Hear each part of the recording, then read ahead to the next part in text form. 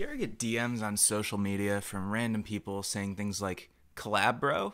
Yo dude, flames. I feel like I get these all the time, and especially when I'm using a lot of hashtags that independent artists tend to use in my Instagram posts. And a lot of the times I try to make it work, but it doesn't always go according to plan. So I've started a lot of projects. A lot of times what happens is people will just kind of slide in your DMs and say they want to collab, and you send some stuff, maybe you get one response back, maybe someone starts working on something, but then other priorities come in, people start ghosting you, other things come up. Basically it doesn't always work out, and it really comes down to just like failing to communicate and just sort of hold each other accountable. So I think it's really important to have a conversation up front about what the expectations are, what the time frames are, set clear goals and expectations for each other, and if you're not meeting these expectations, then the project's probably not going to succeed, and you might as well cut your losses and stop hoping. So for example, I recommend when you start, you hop on FaceTime, hop on Instagram video, just get on some kind of video or phone call and start to discuss, how are we going to release this? Who's going to be the main artist? Is it going to be a feature? Is it going to be a dual release? Do you have plans to do a music video? What platforms, what distributor are you going to use? How, where, when is this getting released? Once you have that in mind, you might want to talk about a time frame. I want to get songwriting done this week. I want to get production done by X week, mixing and mastering done this week, and so on and so forth until you have a plan. The next thing you want to talk about is how each of you work. Is one of you way better at writing lyrics than the other? Is one of you way better at production, playing guitar, singing? Figure out what the separation of duty is going to be. That way you can get a good idea of what the best way to start is, and you can get going strong. At some point, also in that early discussion about how and where things are getting released, you also probably want to talk about the split.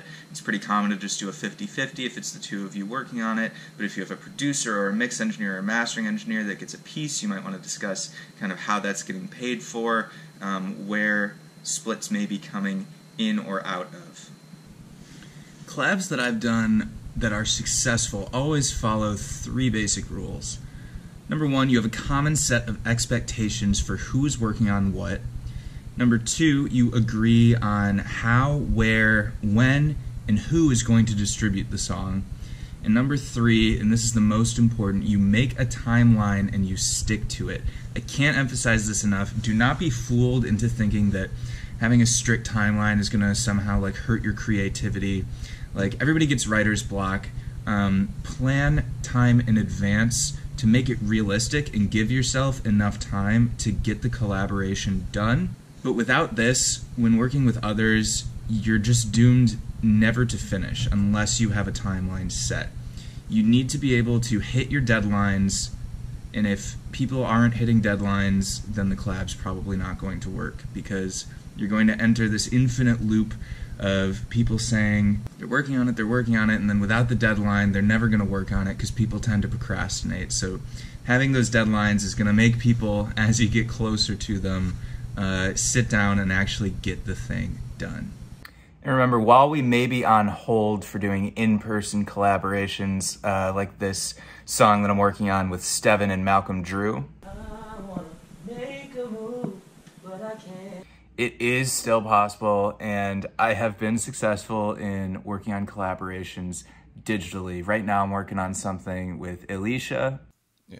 I really want to play with it just for the like effect stuff, but file swap, we could do Dropbox, we could do Google Drive, we could do Splice, like what do you, there's so many ways to collab. Oh, and also before I forget, that remote collab that you saw with Alicia, we're actually making a whole kind of little mini behind-the-scenes documentary video thing about the whole process of that collaboration, and that's probably going to go up on Alicia's channel in a few weeks or months whenever we finish everything up. So if you want to see a whole sort of collaboration on the internet, we've never met in person, kind of take place, and how it's all worked, be sure to look out for that one, and that'll be super cool to kind of see what it looks like in practice to work with someone else. And that is it for this one. I hope you enjoyed. I hope you are talking to people in your community, finding people to work with, and collaborating, because collaborating is a super great way to get your music in front of both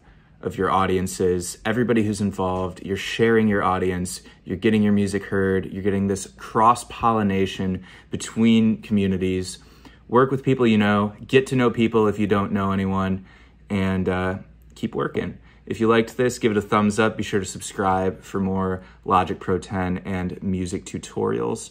And until next time, I hope you have a wonderful morning, evening, night, whenever you may be watching this.